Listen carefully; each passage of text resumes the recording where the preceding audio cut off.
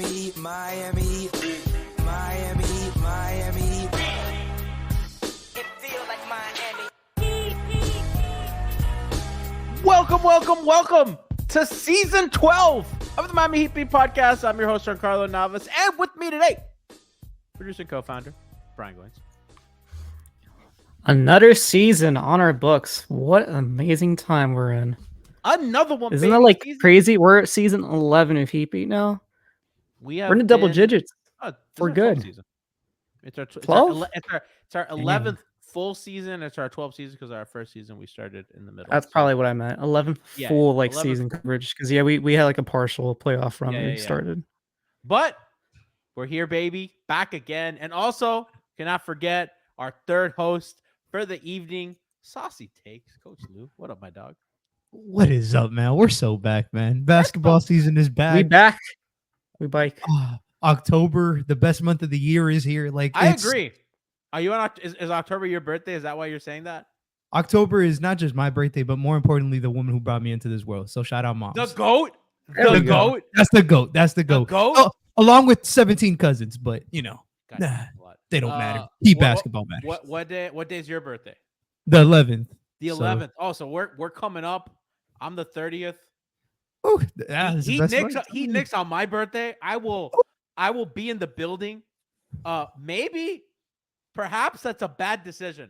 I talked about this with my girlfriend. She's like, "Do you want to go to the game?" Wait, what? That's a trick question. That's And I news. was- Hold on. And I was, Hold on. Wait, what? And- You got a what? So I want to go to the game against the Knicks on the 30th. Yeah, we heard that part. Hold on, wait. And if they lose to the Knicks, that's going to be the worst day of my life. Could you imagine losing? Well, now I want to go less because now they made another trade. They got Karl Anthony Towns. So I don't know. So we'll see if I go. It's looking like I will go, but we have a media day to talk about. The Heat are back. We are. I feel like we totally Dolphins- glanced over the one thing I wanted to talk about with you the most. The Dolphins are out of the picture, and Heat Media Day was here. And Does guys, she like anime? No, she's not. Heat Media Day came and went. I guess the big story and really what we have to start with is Jimmy Butler was late, but wasn't late. Apparently, Manso said he was. I don't even know what happened. I've been off Twitter all summer, but Lou, he played by the rules, right? I logged on to sports Twitter really for the first time since the Olympics on Media Day. I saw Jimmy Butler wasn't there, but Manso said he might be there. And then he said all the right things. Said, yeah, Pat Riley's right. I got to play more games. Didn't have a funny bit on day one. Played dominoes with Tyler Herro today. Really? He was a model teammate other than being late. And that's what matters. Nah, he played ball. Yeah, considering Jimmy's past, and the reputation he built for doing things his way, as soon as I got the tweet that Jimmy Butler is running late, quote unquote, I was like, that just sounds a little iffy. Guard's already up. Pat Riley called him out. We got about a month ago, we started getting some news report about Brooklyn and Golden State being heavy favorites to trade for Jimmy and this and that. So I was like, oh, he's just like, he's pushing this along. Like, he doesn't want to be here. He wants his money first. And then he comes back, no hairstyle, all business, and gave Pat Riley his credit, said exactly what you wanted to hear in every sense of the word. Praising Spo, praising the franchise, praising Pat, saying that his goal is to play more. Like, man, once we heard that was the high of the day, was Jimmy Butler coming in and shutting all that shit down. I got to be honest, though, and I want this to be conversational. So, Brian, jump in when you want. But I kind of think that's kind of what I expected a little bit. Like, jokes aside, as Chat says, I look like a waiter at an Olive Garden. I kind of like, he's in a contract year. And I think that we even talked about this kind of like in the buildup to the offseason where He's probably going to have a really good all NBA year. He's going to play a lot of games. He's going to fall in line. He's going to do whatever he wants. And if he doesn't get paid, he's going to leave. It just kind of feels like he stuck to the script that made the most sense. And I think Brian, he could not come in here and do what he did in Minnesota for a couple of reasons. I don't think that would play well because I do think that the Heat have, I think it's easy to look at the Timberwolves in the public eye and be like, especially at that time, and be like, that's a fucking loser franchise. He's right. Like, you know, it's easy to point at a team that hasn't had a lot of success and that's had pretty embarrassing failures and bad kind of front office decisions and a revolving door at coach and GM. These are ownership changes as well, as opposed to the Heat, which is really like the model stable franchise in the NBA that has a lot of success, a lot of cachet, a lot of like the Heat way is the right way. And I don't think like he could do that kind of stuff, especially because they've been successful here. It's not like they've been dog shit, you know, like they have been to the finals twice. They've been to the conference finals and lost game 7 another time. Like they've been really good during his tenure here. So him blowing up when he's part of the reason why their regular seasons hasn't been good just might not play great in the public. So he had to do kind of like, hey, I'm here to win. I'm here to be a team player. I'm here to hoop. I'm here to do the stuff that I need to do. And he's just going to do what we said. I mean, yeah, that was part of his reputation before he came to Miami, that he was kind of like a cancer to the locker room kind of player. Like he wasn't a person that teams were unsure if they wanted to, you know, just have on the roster because, you know, the way he left both his situations in Minnesota and Philly. I think to a lesser extent the Chicago Bulls, but yeah, a lot of it had to deal with. Sorry, my headphones disconnected. Part of it had to deal with like the way that he was trying to get money, his contract. At the time, obviously, he was younger. You know, not as accomplished as he is in Miami now, because obviously a lot of the things you're talking about, the playoff success, you know, that all came when he joined Miami. But beforehand, you know, he did make multiple All-Star teams. I believe he made an All NBA or All East defensive team a couple of times before he joined Miami. So to that point, like he had, you know, he had some of the accolades in order to get the max contract that he felt he needed or felt like he wanted because he hadn't gotten it to that point. And yeah, teams like Philly, teams like Chicago were unwilling to give it to him at the time. Minnesota as well. And that's part of the reason why he's here. Miami gave him the extension before they really needed to, that first one. The second one now is kind of the whole talking point right now this summer of why didn't they give it to him, or at least offer it to him now.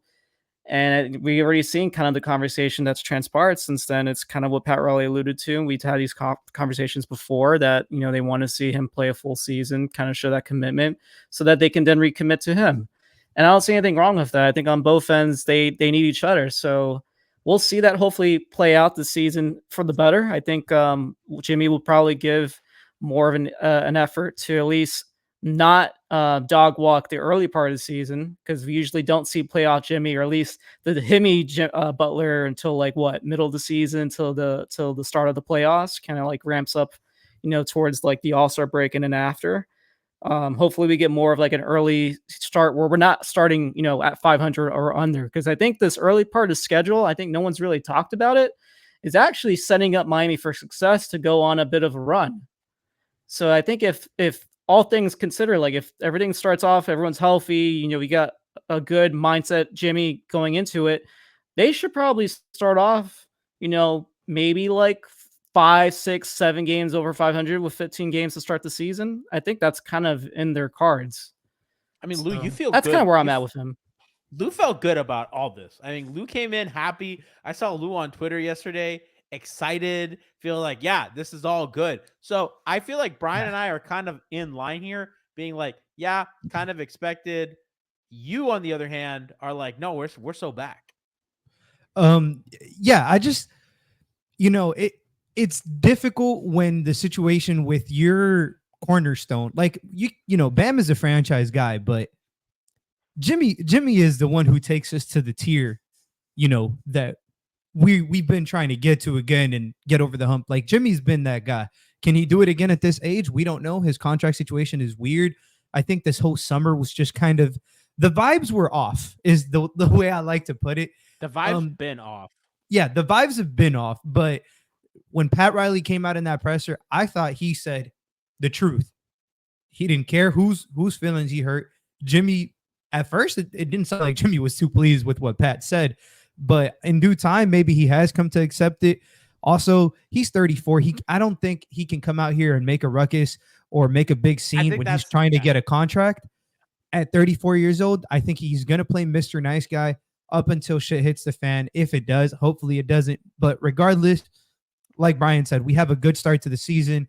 I do think, the team in general, like the entire presser was good in my opinion. Like just off the premise when how Spo started his shit was just, I thought it sent a mission statement to the whole team, to the reporters, to everybody in the locker room, to the executives, to honestly everybody in the organization. When he said, "You sound scared," like that was so. The Celtics can talk shit. Congratulations, they did it. It's also that he said it's an Ira.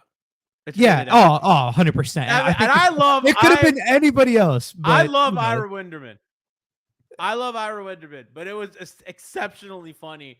It was just the only person that it would have been funnier if he said it to was Alex Toledo of 5 Reasons Sports. That would have been the only person. Could you imagine if you said that shit to Alex? He looks at Alex dead in the fucking eye. He'd be like, "You scared? You sound scared. Scared? You sound scared." I'd have died, bro. It was hilarious. And it was like you saw an intensity in his eyes. I watched all 23 minutes of his presser. Spoelstra looks, he looks like he's found new life as a coach. I don't know. Maybe it had to do with the Olympic run. Maybe he was like, holy shit, this is what talent looks like on a team.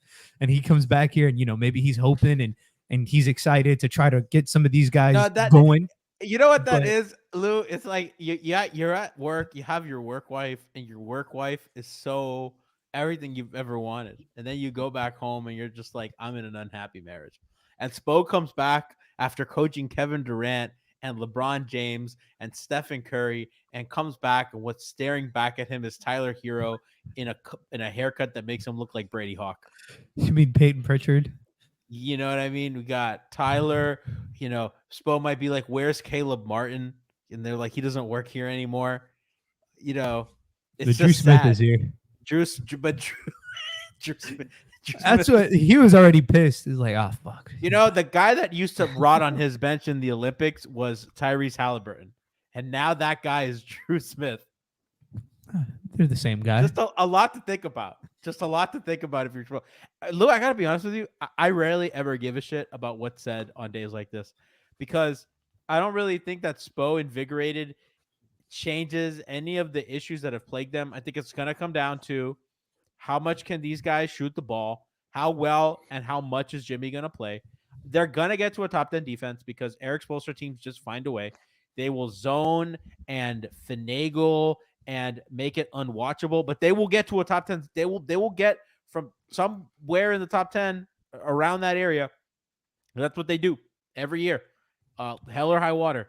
And the offense, I mean, I think Spo said it. He's like, I'm sick of the dunk. Everybody said it.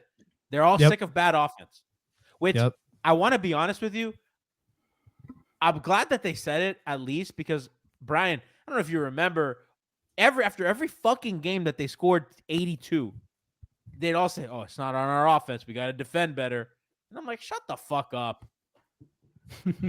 I was just so sick of that. I'm like, bro, everybody knows that your defense is fine. Your defense could be better, but your offense is what fucking stinks. And I'm at least glad that they have publicly acknowledged the problem. That's the first step. But I don't really see how they fix it. I think that their personnel, they have a lot of places where they can get some growth, but schematically, I don't know how much they're going to overhaul. It's going to be interesting. I think Bam shooting more is going to help them. I think Jimmy kind of improving as a three-point shooter is going to help them more, but those are marginal changes, not wholesale changes. I mean, yeah, like, we'll probably see, hopefully, because you think one of the things that they helped them, Pelly will fix it. Yeah, totally. No, and that just made Lou so happy. I'm gonna keep it real. I don't know what that guy fucking looks like. He could be bring a picture of him. Put a picture of him. He could be behind me at a Panther Coffee. Won't know who that is. Won't. What she said. Very handsome young gentleman. Is he handsome? Swedish guy. He's actually Yeah, man. pretty He's just handsome. he's just What a does he- dog. What does he G. look like? Is his G, name he's gonna be your favorite player's favorite player. How about L.A. that? Larson? I guess I he see a didn't lot watch of you. him make the game-winning summer league bucket. He The does game not. winning summer league bucket, just absolutely okay. I'm not gonna make this a Pell Larson It's show. the only but title we've had in Miami in the last 11 years. Besides, I mean, I don't even want to call the Panthers Miami, This but I kid, guess Panthers would this be kid next. looks like he would call alpha slur on Xbox Live. no, End the man, show right there. he's Swedish. I don't know what that means, but You know, some of the greatest athletes I've ever known are Swedish. We got Ibra, we have Armada, we have Leffen, some of the goats. But I digress. No, he does look like a good kid. But As far as the Heat offense goes, I think we'll see. Maybe Spo basically said that he's not going to like do wholesale changes to the offense. Like he's not. I saw that changing the as well. entire playbook. He's going to change things around the edges, like nuances. I guess I don't even know what that means in terms of offensive play design. I'm not as equipped as Coach Lou is. he's gonna make terms of Jimmy that. run the DHO, not Tyler. That's a big. Is that really all it is? Because I mean, cool. I guess band spots, corner threes. That kind of the changes to the offense. Is that what we're looking for? Anyways, I think Bro, what they gotta run. That motherfucker Spo has been. I don't want to run his whole career here. You gotta. I understand. I get the vision, Spo. You're the GOAT. You gotta move your tush up and down the court. I think that their offense is too. It just cannot find enough rim pressure that they need to push the ball and they need to find something in transition because at least 5 times a game. I wholeheartedly agree. I think that's going to be one of the biggest changes, which is ironic because every year we talk about the same shit. Like it's been, I don't even know how long it's been since I've been fucking listening to preseason media day. Like it's been fucking like 10 years. And every year it's, oh, we're going to play faster. Oh, we're going to play faster. And they play fast for 3 games. And then the rest of the season, it's back to Turtles pace because that's what works for them defensively. I think this is the year, like, you know, we have some youth and athleticism with both of the guys we took, with the two-way guys we took, with Jovic coming into his own, with Hawkes last year. Like, these are all guys who thrive in transition. I would like to, with Bam, who said, you know, in the Olympics, he would like to run more. Like, he even said that back then, just in terms of pace and speed of play. Like, it's time for them to actually instill this. And to be very honest, if, you know, I know we're going to get to him a little later. If we want to see the best version of Tyler Herro, the best version of Tyler Herro comes in transition. It does not come in half-court offensive sets running 17 pick and rolls a game. Like, Tyler's like deadly and pull up threes in transition. Yeah, exactly. And he was dating back to Kentucky, and he's been throughout his entire NBA stint. Like it's just maybe the philosophical change is just as simple as, you know, like get down the floor more, run more, but be efficient with it. Like when, you know, I think the Heat's best offense since Jimmy was here was when Goran was operating, and we had a pretty good transition attack. You know, mostly it was just him and Jimmy with the breakaway steals and stuff. But realistically, like, we need easy buckets. So I'm curious what this overhaul looks like, and I'm curious what this rotation looks like because, yikes. I don't even know how much. I mean, there's a couple things that they can change, like we talked about, like transition stuff. I think, Lou, we have talked about just guard screening more for Bam and for Jimmy in general, although they do that plenty with Jimmy. I don't really see. I'm going to be interested to see, like, how.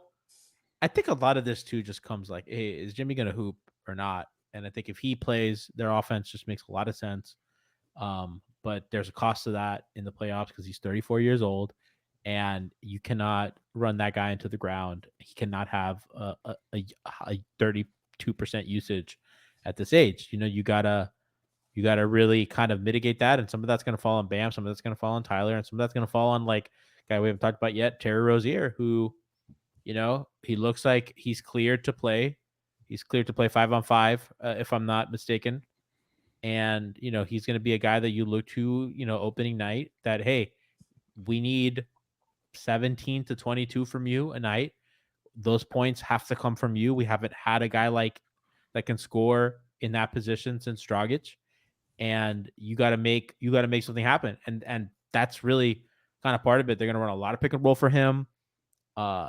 They're going to need those bigs to spread the floor. They're going to need those guys to roll hard. And I just don't know how sustainable that is with the guys that they have. So Spo's not going to do kind of huge changes. I'm curious to see. We have seen them do a lot of changes. I mean, last year they played a ton of drop when they were really never playing drop all season. For years before that, they kind of switched up the defense, and lo and behold, it was still good because Bam could do everything. We're kind of gonna see that. Let's switch gears a little bit to Herro. Lou, that's another guy that you really liked everything that he said. He came out here and said all the right things. Was, I'm not gonna lie, pretty model, right? I think that he understands that perhaps there has to be a change in the starting lineup. Doesn't mean that he won't kick and scream when it happens, but I think at least publicly he said that he is willing to do whatever it takes for the benefit of the team, and that whatever role he gets, he will do it the best. He'll be the best at it. Yeah. To be very honest, like, everybody should know how I feel about Tyler. I think he's the piece that needs to be moved to make this team better. It is what it is. If you're trying to compete now, with that being said, and no matter how much I wanted him gone before, looking at it from like a blank slate point of view, like, he said exactly what the fuck you wanted him to say. The first thing I heard was less me, more team. That's he said last year my goal was to get 25 a game. That doesn't sound like it helps your team win. This year he said his goal was to help them win a championship. Sounds like he, and he even said that they're running more off ball sets for him. He's going to be better off. Like, that's his goal, is to improve off ball, which is what you want Tyler Herro to do. Tyler Herro, the first thing that was on his scouting report was lethal shooter. Like, his shooting was excellent, whether it was pull up or whether it was what it was. Like, he's going back to honestly what's helped him, get the 6-man, get this. It was, his on ball was nice, but it was the fact that he can shoot. It was the fact that he played off of Goran. It was the fact that he played off of Jimmy when he first came here, and Jimmy was the one dominating the ball. Now, I'm curious to see who that person is dominating the ball alongside Tyler Herro, but at least he's saying the right things. He looked at least. Oh, yeah, at least. He looked a lot stronger, too. He said he gained 12, 13 pounds. Like, these are good things. Like, this is what you want to see. Now, how it plays on the floor, TBD, to be determined. God knows. But if all we're taking away from Media Day is what it is Tyler Herro looks like he possibly had a mindset change, which is for the betterment of the team. And if he comes off the bench, I would love to see him come off the bench with Jaime. I would love to see that, because I think they can complement each other off the bench, and they can actually run, and it would be. It's just the conversation, and we don't have. I mean, we're gonna have plenty of time during preseason to kind of talk about what we think the starters would be, but it kind of goes back to the issue where, it's going to be Herro, Duncan, Rozier. 2 of those guys are going to be starting, and all 3 of them are bad defenders. And so that's just really the reality of their life. And that's going to be something that they're going to have to kind of solve and figure out. Maybe Jaquez becomes the starter next to Rozier. Maybe there's a world, but then again, you have Duncan Tyler off the bench, which we have a long sample size of that. It's just difficult. It's just difficult given kind of their personnel. So we'll see how that goes. I think not much to report on Bam's end. I think just a really just an uneventful media day. I think Jimmy being late was the most eventful thing. And Spo asking Ira if he's scared. Which honestly, that's good, man. I think a quiet media day is a good media day. Not for us. Horrible for us. Awful for us. No content whatsoever. But for them, I think that's good. They started their training camp in the Bahamas, I believe, on when is their first game? Today. They were there today. Yeah. Oh, first preseason game? Their first preseason game is a week from today. 8th.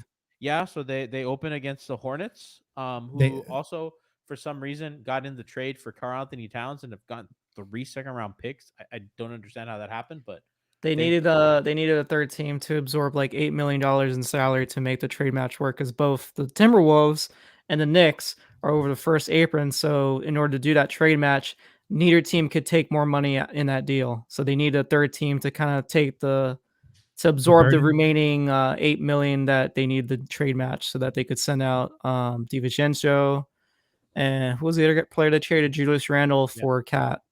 So yeah, that's what that was. And those players that they traded were guys that they had to sign and trade. They were free agents on their team that they signed and traded to Charlotte. And I think they got back a player. I saw Najee or something got James traded Najee. Yeah, he's a center. got traded to New York. So yeah, that's how they made that trade finally finalized. So yeah, it's kind of crazy that the CBA is requiring basically teams to basically do these creative solutions just to make a simple trade match that in the past wouldn't have been this issue, because both teams aren't over the second apron. They're just over the first apron, like Miami is currently. They were over the second apron. They couldn't even make this trade. New York, which they're pretty much right there. They're like at the limit now with this trade once it goes through. So yeah, these are the rallies of the new CBA, and yeah, we're gonna have to probably see a lot more of these types of deals if two teams that are already over the apron, they need to start discussing with a third team to kind of absorb these contracts, and it's going to require dumping 3 second-round picks that they wouldn't have had to do otherwise if the old CBA was still in place. So you're saying salary cap is king, Ryan? It's not salary cap. The Hornets didn't have salary cap. They were just under the luxury tax. Yeah, under all the aprons, and I think that's just valuable now. And there is a trade match benefit for those teams that are under the apron and the luxury tax. Yeah. So yeah, that's almost like that's how Miami was able to make the trade with Terry Rozier for Kyle Lowry. The Hornets did the same thing. They helped us out by taking back Lowry's slightly more contract. That was like an $8 million difference. That's the buffer that you can trade match in the CBA. If you're a team that's like the Hornets, you can take back more salary in that way. So you see the NBA, I mean, it's crazy. The NBA tweeted a picture of Lowry in a Sixers jersey today, and I literally vomited and I said, I don't want to do this anymore. I mean, you saw this last season. You act like this is new. I don't know, man. It's not. I mean, if you watch the love of your life with another person, you think that is it just ever gonna get? I thought she had a girlfriend. She knows that she's number 2 to Kyle Lowry. That's crazy. Killer Kyle. She knows the fucking. You wild deal. Man. She knows the deal. She knows where my allegiances lie. I think that.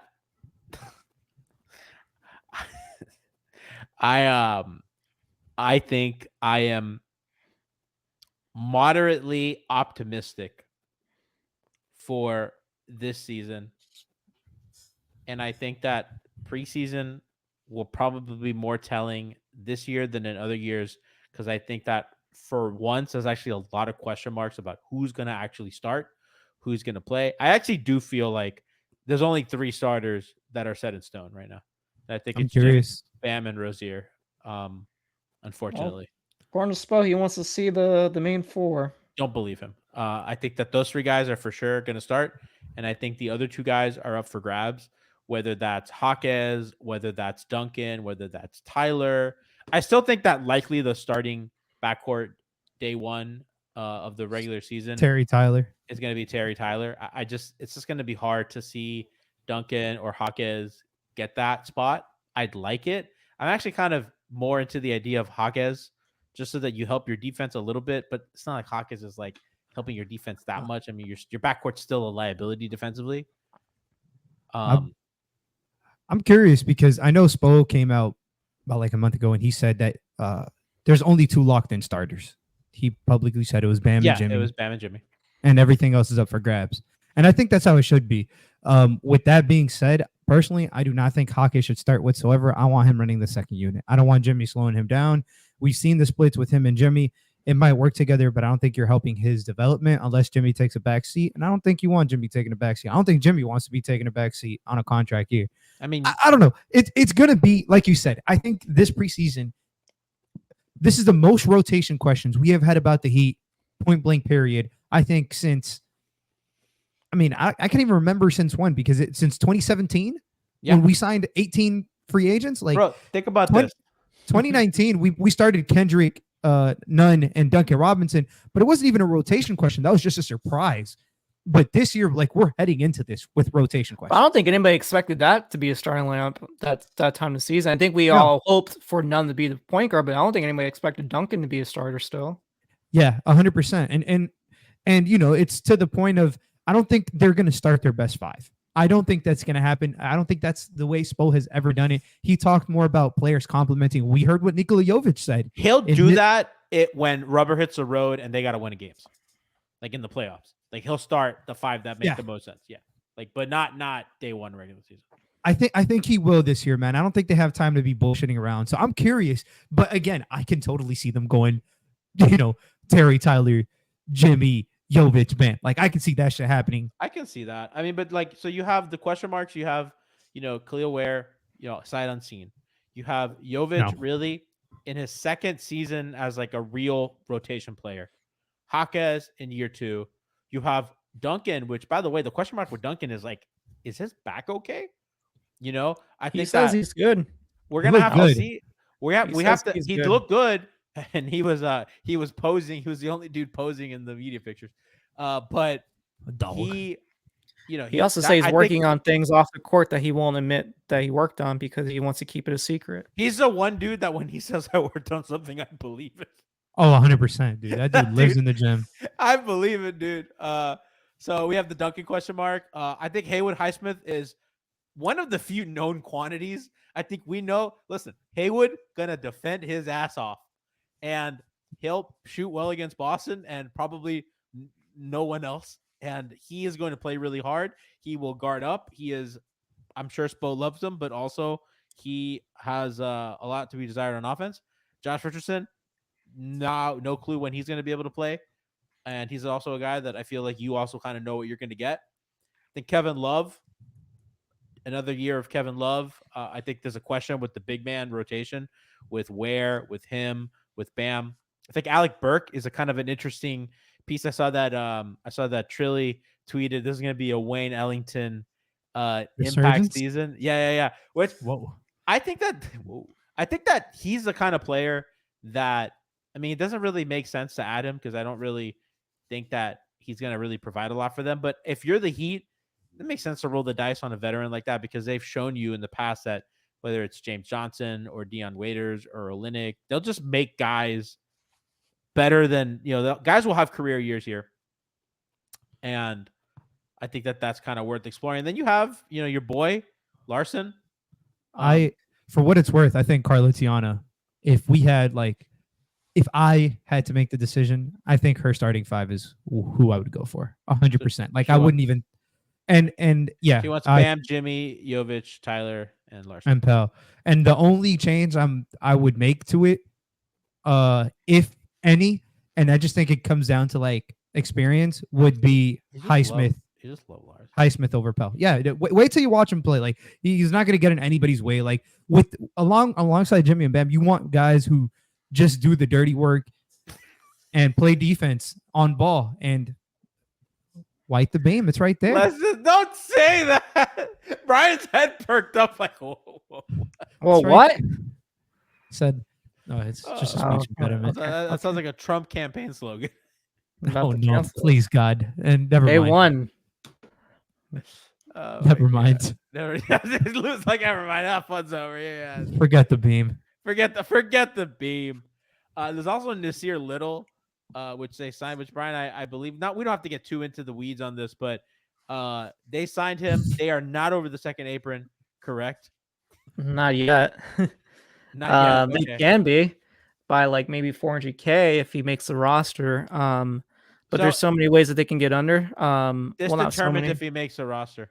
Yeah, so basically his contract is an Exhibit 10 contract, which is very similar to I think some of the other guys they've signed on this training camp roster. Like, yeah, Poland. Stevens is on one. Is Poland on one too? I thought, yeah, because he's not on a 2 anymore. They cut him and then they signed Exhibit 10. Drew Smith got that 2 ways. So yeah, we got Poland, Isaiah Stevens, Nasir Little, and who's this other guy? Caleb Daniels. Caleb Daniels, and they also signed some center from Toronto. I'm pretty sure. I don't remember. Oh yeah, I forgot that dude. I thought he got cut. Maybe he did. God, I think he might have gotten cut the next day because they do that. They do this kind of sign so they can like stash into their G League. So, anyways, he signed a Exhibit 10 contract, and it's non-guaranteed. Basically, at the minimum salary for him, he has 5 years of experience, so he's going to be getting paid like $2.6 million. But in Miami's books, it'll only end up counting as $2 million because it reduces based on reimbursement of a 1-year NBA veteran contracts, 2 years of veteran experience. But anyways, it's $2 million basically that counts in Miami's books.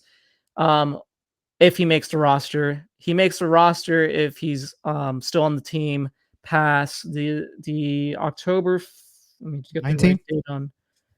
October 19th. Yeah, there's a deadline day. It's the day before the start of the regular season, October 19 at 5 p.m.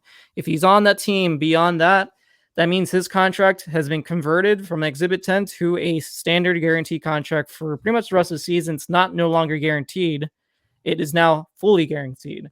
Now, if that happens, Miami's already under the second apron by 1.6. I already told you that he's making $2 million if he makes the roster. That puts them $400K over.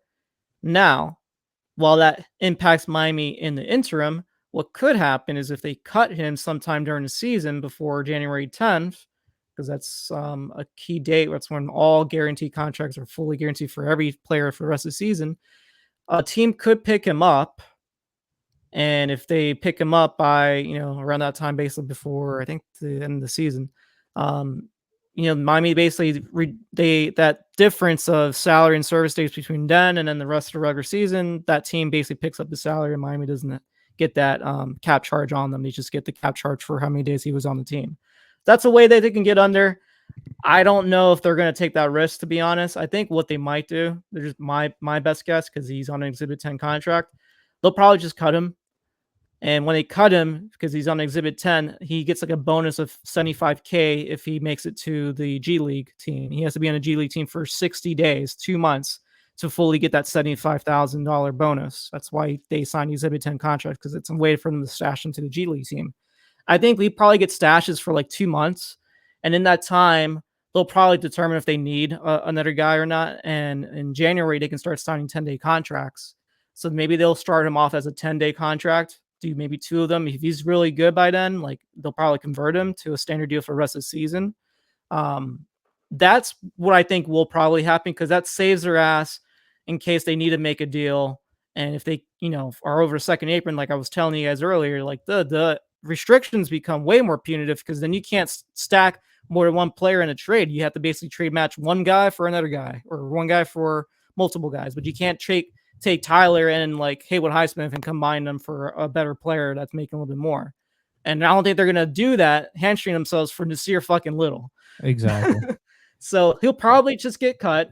I'm sure he'll probably have a good camp, because it seems like they like him, but I just don't see him making the team unless they wave and stretch somebody else that's on the team. No more wave and stretch. No more wave and stretch. No, they're not. That's the only way they can. Ryan think they're not Anderson was doing that. enough for a lifetime. No more. I highly doubt that will happen.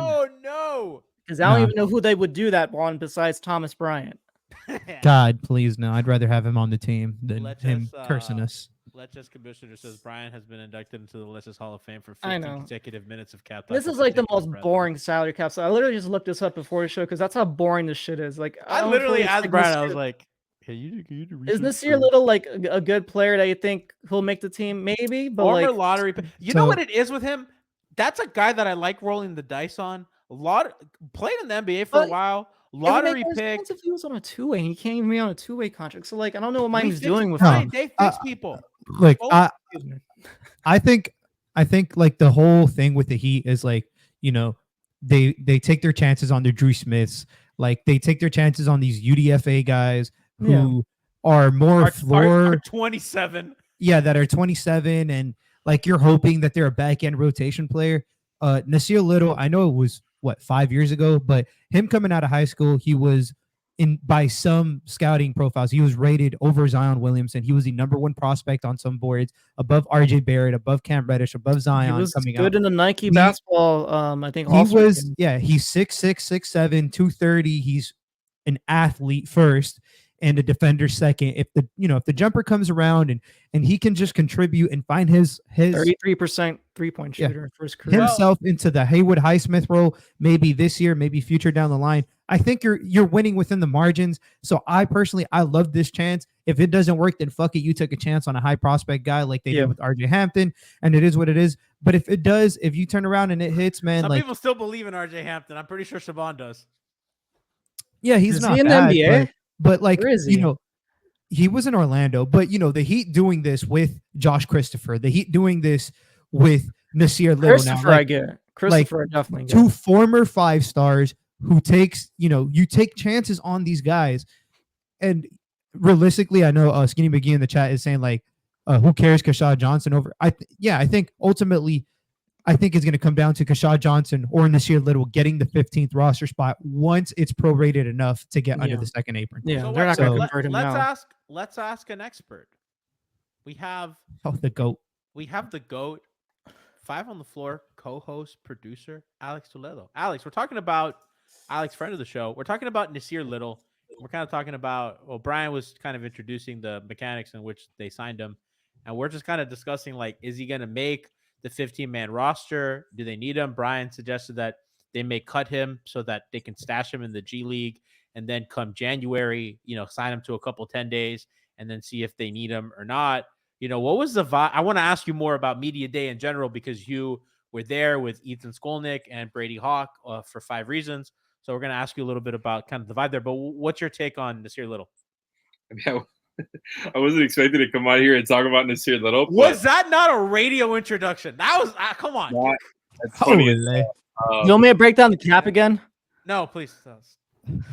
I'm happy to be here. What's up, you guys? The Nasir Little thing was interesting, and I agree with what Lou was saying when I first hopped on backstage here, that it's like them. I'd like to see them go after these former 5-star guys and just try to see if, you could get something out of them. Like the Josh Christopher thing, I'm a little bit more intrigued with him just because of what we saw in Summer League where, we knew that he could do stuff with the ball in his hands. We knew he could create his own shot, but he was playing a role or, doing his best to play a role. And he was also playing defense. So I feel like Christopher's just got more to offer. But Nasir Little has more NBA experience and he's still pretty young. And, I think he has more experience as somebody as an actual rotation player. So there's some intrigue there. But in reality, I don't expect either one of them to play a lot. You know what I mean? Probably. I mean, and he's Josh also, Christopher said he has the keys. He has the cheat codes or whatever. Whatever that means. The keys to the G League team. Josh Christopher looks like a guy who is like a G League rotation careerman. No, but he was fantastic in Summer League. Huh? He was really good in Summer League, man. He really stood out, and I wasn't somebody who was super excited about him. He really stood out. He looked better than Pelly Larson. I'll tell you that. What are we doing here? What are we doing here? What are we doing here? Yeah, he's a better scorer. Goddamn, you're right. Josh Christopher is a bucket getter. He's been a bucket getter, but I thought his defense was impressive. But Larson did everything. Come on, guys. Pretty good out there. I don't know what you're talking about. What, Alex? So we were talking before at the top of the show, kind of about listen, we're a vibe heavy show. We do analysis not only on the X's and O's, but also of the vibes. And as we know, this Heat team, the vibes haven't always been, the vibes haven't been, 2020 levels. You know what I mean? So we're going to ask you, you were in the building, you were there firsthand. What are the vibes?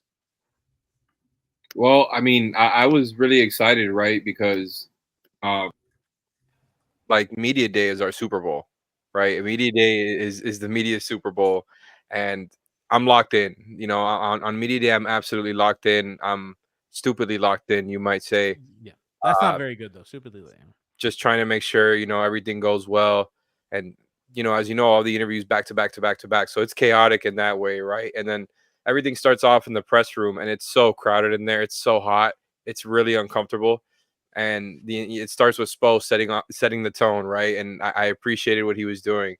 But once Tyler came out there, he, to me, was the real vibe setter. Because he came out there chill as hell. I thought he had a certain calm about him. That there was a point, there was a point in his press conference, if you watched it, where he was making fun of himself from a year ago, talking about how he was worried about, last year he was worried about averaging 25 points a game or whatever it was. It was just very it was a different level. It was a new layer of Tyler where he felt very comfortable with the media, even though it was crowded there with a lot of people who aren't always in there every day, and everybody was desperate to get out of there for how hot it was. Was it that hot? it was just so crowded, and I don't know, the AC wasn't hitting as like it usually did in that, you know, in the little press room. Is it It more was crowded really crowded. than usual? They wasted way too much money on that damn fucking It was TV thing that they built. Oh yeah, dude, they can't afford the AC bill now and the light bill. Dude, Have you you're down seen bad. that? Have you? I gotta be honest, kind of anecdotal. I feel like a lot And the of weight places statue. in this city, like coffee shops, restaurants, the AC's broken. Like in a lot of them, I don't know. We did just have the hottest September that we've ever had. And we need Christian on the pod. But yeah, Alex, sorry to interrupt. started talking about AC in Miami. Yeah, Yeah. This is It's a real problem. It's like Yeah. that time we talked about traffic in Seattle. Seattle traffic. Yeah, we're crap. A long time ago. Shout out to Kelly Olynyk. But So no, yeah, I mean Tyler Tyler, vibes, I yeah. thought he did a great job, dude. Like he said everything he wanted to say. I thought it felt genuine, but I also totally got the read that they were spoken to beforehand because there was a lot of hinting at a certain lineup. And I think that's why he was very like when asked about whether or not he'll be okay, you know, starting or coming off the bench or whatever. He said the right thing. He's like, yeah, I'll do whatever it takes. And You believe him?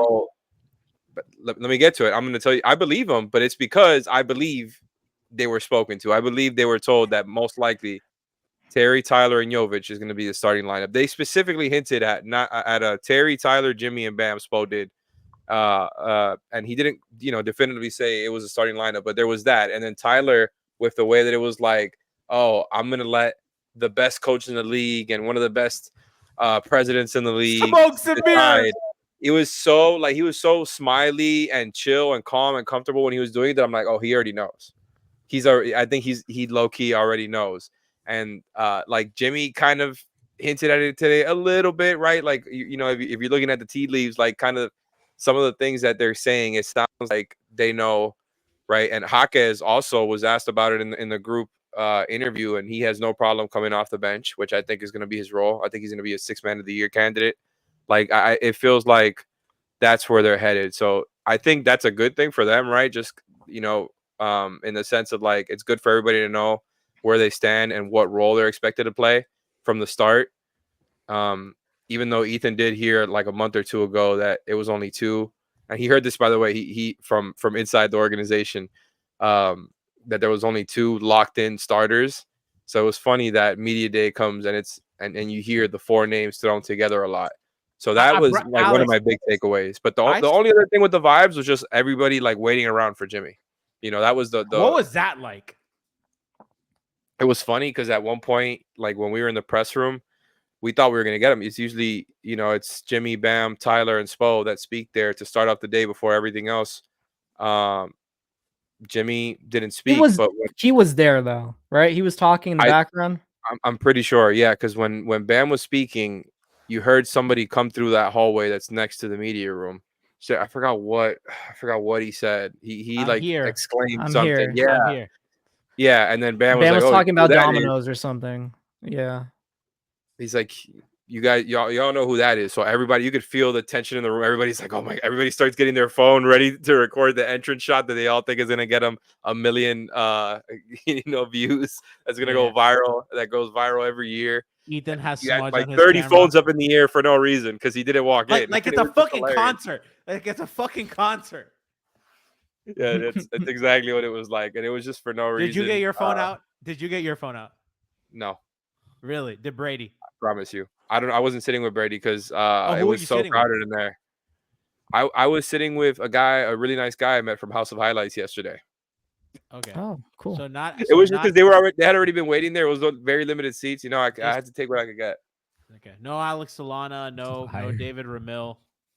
No way. I didn't see Solana yesterday, actually. I saw Ramil. So Solana no showed, Ramil showed. Got it. Solana was there. I'm sure Solana was in the building, bro. Solana's just in the basement recording pods and stuff. Yeah, good. Yeah, him and Brandon Tobin are radio. Yeah. So okay, well, Alex, that sounds good. That sounds like the vibes were nice. You had Jay Rich on the pod, right?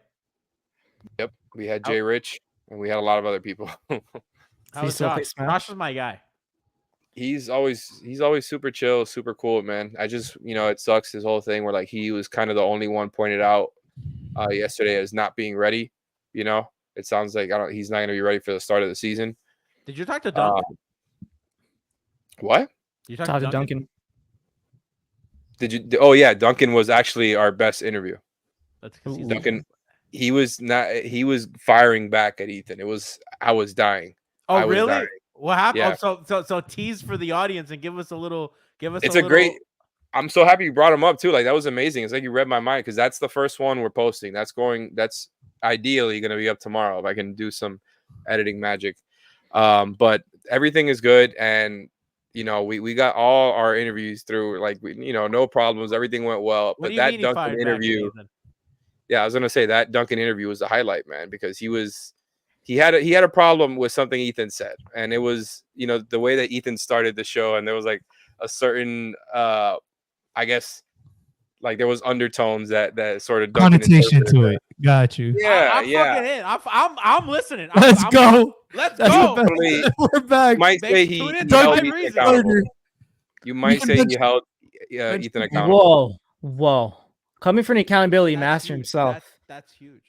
Information. That's actually huge. That was the funniest interview. I really liked a lot of the ones. That was like the funniest because the tension was thick there. Ethan was defending himself. Duncan was attacking. It was good. Oh, Does man. he listen to you guys' pod? Doubt it. Probably not. Okay. Highly doubt it. Probably not. Well, that's Alex. Listen, you made me feel better. I actually to kind of circle back at a point. You said that they're hitting at 4 starters. I was telling Lou, I have 3 starters in pen, and I think there's no situation on earth where they don't start Rozier. Whether I like that or not, that just feels like inevitable. And I think there's a world where Tyler doesn't start, and I think there's a world where they start Duncan or they start Hawkes or whatever, or Nico starts Larson. or Okay. your Larson. Yeah, this motherfucker. Haywood, but I think for sure, they brought Rozier in and they're going to start him, and I just don't see them not starting him. But I could see them moving Tyler to the bench. I think they have every excuse to go with the starting lineup right now. I think so too. No, I think day one's going to be Rozier, Herro, backcourt, and that front spot, whatever. It could be Jovic. No sample size, just blank canvas. That the lineup with the 4 of them plus Jovic literally did not play a single minute together last season. And then the 4 of them without Jovic is only like 118, very little. So it very much feels like that's how it's going to start off. I'm sorry. I'm looking through the Heat roster, and I'm confused as to why some players have the Robin Hood patch and some have the Carnival patch. Wait, really? Yeah. They're make you Like- trying to sneak like- them in. Like Alec Burke has the Carnival patch. He just got here. Why does That's he not weird. have the Robin Hood patch? Unless that's not his body. Whoa, you might be onto something. You might have just cooked, G. I'm not even. gonna lie. Because I was looking at. Hold on. I'm gonna share the roster. I'm gonna share the screen here. I'm sorry. I was just looking through the Heat roster. Look, that's Alec Burke. That's whatever. Bam, and he were here before. That's an old picture of Jimmy. Josh Christopher. Why are you in a Carnival? Why does Caleb Daniels not have a patch? It looks like they edited the headshot right into why somebody does else's Nasir body. Little have the Robin Hood patch? Yeah. Why is Nasir Little the only Nasir one? Little's just got here. There's other people who have it. Drew Smith has Robin Hood, doesn't he? Check that Where's again, Drew please. Smith. Where's Drew Smith? Drew Smith. He's at the bottom. He's at the where he very bottom. belongs. No, he has Carnival. That's his old picture. Yeah, that's Oh. not even his current picture because Yeah. he doesn't have that haircut anymore. So I have a question. What's going on here? Is that Alec Burke's body? Sounds like they haven't updated any of these pictures from Media Day because Jimmy's still there with his hair. Did they just Photoshop a Heat jersey on a Nick Media Day photo of Alec Burke? Could be. Yeah. He Maybe wasn't even in the not Knicks last updated. year to start the year. He was on the Pistons. Did, Oh, yeah, did the they Pistons edit one. out His a neck Pistons- does look weird, I will say. Like, look at the left, like the lighting on Yeah, Bam's yeah. neck, Thomas Bryan's neck. That does not look like the same lighting on Alec Burks' neck. Yeah, I kind of agree there. Well, there it is. Hmm. Not Yeah, no, updated. much to think about. We got to the bottom of that. Yeah, I mean, look at Nasir. So That wait. How do we find like the ones from last year? Because I feel like they probably took somebody from last year and did no, that. I mean the Jimmy ones from last year. I think a lot of the returning Heat players, like Hawkins. That's not does Tyler's hair.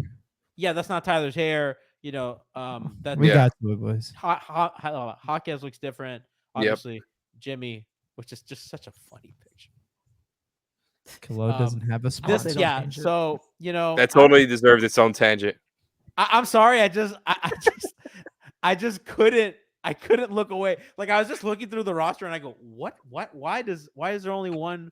Robin Hood, of course, the new sponsor, for the Miami Heat. Their patch for this season. But yeah, Alex, thank you for taking the time to entertain our nonsense and truly excited for another ERP basketball. Make sure to check out the five. I mean, if you want to stay the last couple of minutes, you're welcome to stay. You said you were busy. I don't know if you want to. You could chill. You could vibe out. I wasn't kicking you out. Yeah, we could chill for a little bit. Let's go. Yeah. So we to kind of finish that conversation on the starters. And we were kind of saying before, and I kind of want your thoughts is, I feel like this is the first Heat year where there's so many. Chet says he has to edit the Duncan pod. Does he? Shout out Skinny McGee, man. This is the first year that there's probably like more question marks than not for the Heat roster, right? Like in terms of like ability, and they have a lot of young guys. They have a lot of guys in their second full year or second like full playing year as rotation players. And Spo had that comment earlier about not revamping the offense, but as we talked about before, how at least they're admitting that the offense is a problem for once. And we just thought it was kind of interesting that there's like a lot of question marks on this team, more than I think ever in the Jimmy build, other than when they first all got here. Yeah, I mean,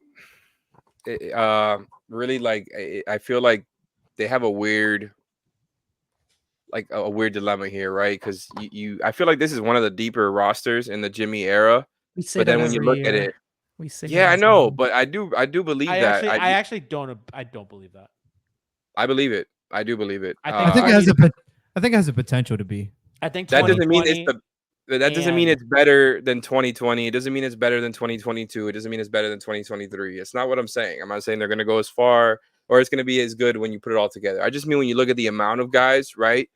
It's a deep team. I don't think they're going to be some fantastic regular season team. I've already said I think they're going to be a playing team again, unless like another Eastern Conference team has like big time injury issues and the Heat don't. Like it's as simple as that, because the rest of the East has really solidified themselves. I think like there's a shot to surpass maybe in Indiana or in Orlando or Cleveland, but I wouldn't bet on it. So I'm not saying I think this team is going to go crazy in the regular season or anything, but there is a sense of like, with relatively decent injury luck, I think they'll be able to have enough most nights, right? And I know I sound spo-pilled when I say things like that, but like they've got a lot of playable bodies is what I'm saying. And I think they always do. No, I think more so this year though, because I think you look at just like the guys who are not going to be in the rotation, right? And specifically like some of the rookies, right? I think a lot of those guys are probably not going to be in the every night rotation. I'm really intrigued with those guys. I hope we get to see some of those guys at some point, and that they get reps this year, whether with the Heat or with the G League. But those aren't guys that are going to affect your short-term outcome here. I just think, they have a little bit more to get through a regular season. That's what I'm talking about. I think they got a lot of seventh guys. I think Rich, for example, he's not going to be playing. I think Alec Burks is going to be playing. Like that's a guy who can totally play like back end rotation minutes and has been doing that for a long time. I mean, he came through for the Knicks when everybody else was hurt. Like that is literally what he did last season. So it's a good fit for the Heat in that sense. It's like when other guys are hurt, Alec Burks can come in and shoot the ball and occasionally do some shot creation that might make people nervous. But I think they've got a decent amount of guys. When you put it all together, it's probably not a championship contender. Yeah, I think it's true what you're saying, because last year was probably, since two-ways were a thing, was the worst production they've ever received from two-way contracts. Like realistically, it was just a disappointment throughout, whether it was Hampton or the few stints that Cole Swider played. Like they realistically, they didn't trust anybody in those minutes.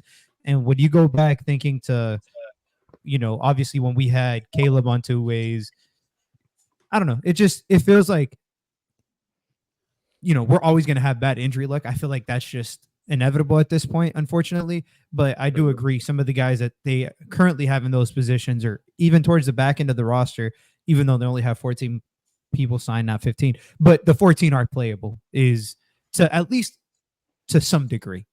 Mhm. You know, like they're not complete duds or guys that legitimately should not be on the court. It feels like they've got like different categories in their roster right now. It's like they've got like their core guys, right? Their main best players, I guess you could say. You've got their guys that are most likely going to be sort of the bench guys, right? That are going to be there every night playing minutes for you, and like, you know, a Haywood, Duncan, Jaime. Love, Jaime. That's their like bench four right there, and then you know, maybe a couple like back end rotation players like a Jay Rich or a Burks, because I'm not sure where those guys stand. But I feel like they're both going to play, right? And I think as a result, since we're naming all these guys, it ends up being not as many minutes for some of the younger guys. I think we're gonna get those complaints early on this season, especially because they have a tough start to the season, which means losses, which means you got to blame stuff, which means you got to play the young guys in order to fix everything. I see it. I see it. You know how this works. Man, Who would Been you around start? this block Who- I before. do want to see the young guys play Who- though. who would be your 5 starters? I'm just curious. Oh, Not if it who was you up to think me, it'll be, because I think you said that, right? It was who you think it's going to be: Terry, Tyler, Jimmy, Jovic, Bam. oh, Got it. Because I've seen every different possible starting lineup, whether it's been Tyler on the bench, whether it's been Terry on the bench, whether it's been Haywood playing alongside my favorite I don't have one version. that I feel like strongly about. You know what I mean? Like I could see a few different lineups. So I'm like, I'm okay with all of these. But like honestly, you know, if we're talking about like, let's say they were starting a playoff series, and let's just make it that, right, generic playoff series. We don't know the exact matchup. That I'm gonna have to bench one of those backward guys and put another wing there. That's what I'm thinking. And I'm thinking it'll probably be Haywood. But that again, none of these like lineups solve everything for you. You know what I mean? Like throwing Haywood in your starting lineup is not going to solve all their problems, even though I love him and I think he's elite at what he does. Yeah, We've seen that I movie agree. before. They want to I go agree. like if they want to keep their like drop defense throughout the regular season, it makes like Haywood is a guy who just makes so much sense there to be your perimeter guy. But then you're going back to that problem that you've had before, where like if he's going to be your main perimeter defender, then you're going to have Terry having to guard up. And I know he's got a really nice wingspan for his size, but I don't really want him guarding up. Well, Alex, So I I just think it think also depends on like, you know, what are they gonna get from Butler this season, and I think that's kind of like every question that orbits this team and like their potential is going to be that. It's like, what is he going to give you? Because they clearly have a lot of playable guys, but they have a lot of seventh.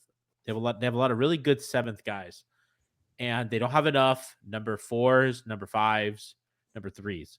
And for that to work, you need your number 1 and your number 2 to be like really, really spectacular. I think they've gotten stronger on those margins you're talking about, though, because I think I think Caleb is better than all those guys that you mentioned, even though he frustrated us to no end. not I don't think anymore, so. in my opinion. And I was one who really wanted I wanted to keep Caleb around, but to It's, me, you like know what it is, Caleb from Alex? last season and the Caleb from the season before, it's a big difference. And I talked about this with Tiff the other day when we had a phone call. Gabe would be so good on this team right now. I'd love him back. They need a guy like him so bad, right? A guy like Max, I think would also. I love Gabe, and I love think Caleb. all those Max, guys, all those guys that are gone, are just better than the guys they have. I mean, Brian, we can these go back guys and that forth have- on that. huh? I think it's not as black and white as you're The making young it seem, guys, because TBD. things have changed in the past couple of years. You know what I mean? Yeah, Or the past sure. year, I whatever. think the answer to your question, G, is like, yeah, they're good now, and obviously they got developed, and it took them years and experience and then playing time before they became even that good, because they didn't really show out to most of them. Like Max and Gabe were shit in the regular season until the playoffs happened, and then that's when they really shined. Mhm. I think personally, this is what their expectation is. Okay, we did the undrafted thing. Now we're going to try to do drafted guys and develop those guys who might have higher ceilings than the guys that we already developed that were undrafteds. Now they still have some guys that are undrafted in their pipeline, like the Isaiah Stevens, Josh Christopher was drafted. I guess Isaiah Stevens. Who else is undrafted? Kashad. Kashad Johnson of the world. But essentially, I think what they're hoping for is that these guys that were drafted here in the first round or second round, you know, actually do improve to the point where they provide a bigger impact as those rotational players, those role players, than what Gabe, Max, and to a lesser degree, Caleb gave you. Like those are guys that what they gave you was way beyond the expectations that we have for undrafted guys. Now imagine they put that same type of development effort to guys that, were highly touted, coming into the draft. I think that's where their probably mindset is, and that's why they probably are really, coning into a lot of these guys that they drafted. Like they're really high in them. I think you're probably gonna see a little bit bigger leap from both Jaime and Nico for sure. Now these rest of the guys, Khalil Ware, we have no idea what we're going to expect from him. Pelly Larson, we don't really know what to expect from him this season. They might not play a whole lot. We'll probably won't know. But then Josh Christopher, like he has at least some MMA experience already on his belt, just like Caleb Martin did. And then as soon as he got into actually playing minutes with the starters or just the guys that were on the team, same thing with Little. They and need I think two of these guys to pop, right? And I think that like. And you weren't into Caleb and Gabe and Max when they were first there too. No, they didn't immediately pop. None of them. No, did. I don't think Caleb did a little bit. Caleb popped a little bit. If you go back, well, Caleb popped day really one of the not about preseason. Max. Yes, he did. I was not about Max. I was like, what are they doing with this guy? And I was Max and that preseason get started. No, but I'm saying when the game started, Caleb, I think that was a quicker.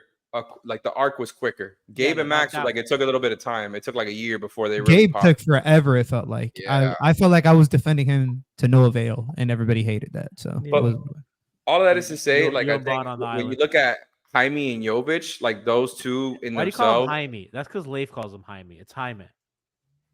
Yeah, but it's also just a little awkward because like you're doing like a Spanish name while you're talking English a little bit. Like whatever. Leif calls him Jaime, and I'm always like, "What are you, my dog? What are you doing?"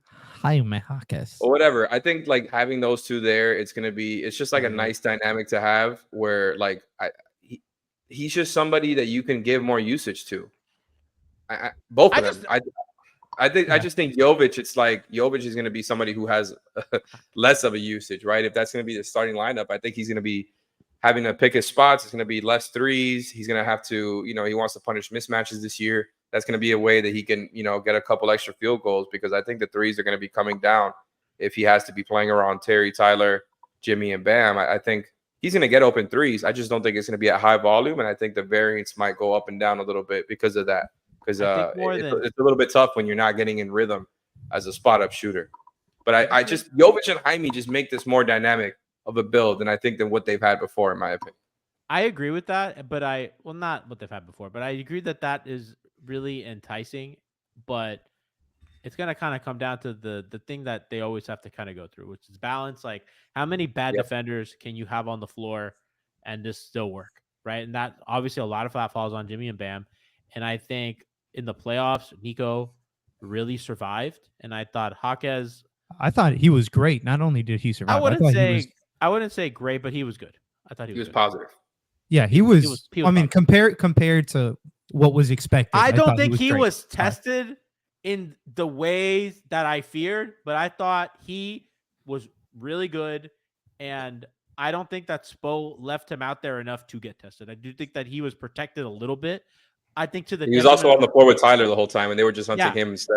No, exactly. True. Yeah. Which he will share. I mean, he's going to share the floor with Rozier and Tyler. He won't get hunted. But that's going to be complicated. So this is going to be. I think I got to be honest. I don't think they're going to be very good this year, but I do think it's going to be a very interesting Spo year. How he figures this is out. I think probably this is one of the more interesting Spo years with kind of like a ragtag group of guys. I got 45 wins for him. 45, 46 maybe. If things go, if they don't have like any. Are we doing predictions? Somebody misses half the season. Do predictions? Let's fucking do predictions. Did it. I just think they're in that range. They're around 45, 46 wins for me. 45, 46 is what you said, Alex. You said... Nah, let me go last. What do you got? What do you got? What do you got? All right, fuck it. Bring me in. What do you got? What do you got? What do you got? What do you got? Realistically, I think Miami.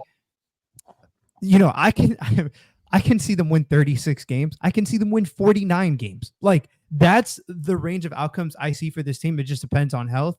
Maybe 36 is a little far fetched, but like 40, I can see them win. I can beat. But realistically, I do think it comes down to.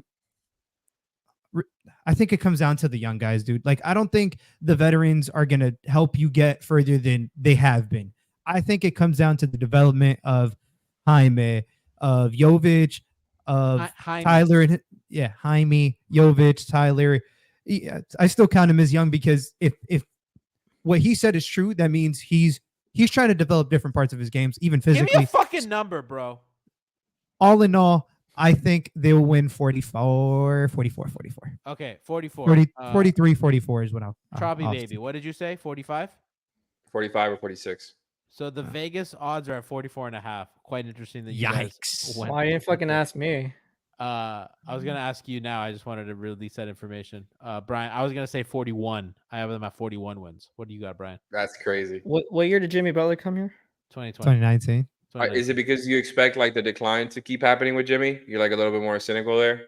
I think No, that just- I think he's gonna play 66 I thought that games. question was to me. Hey, whoever wants to answer it.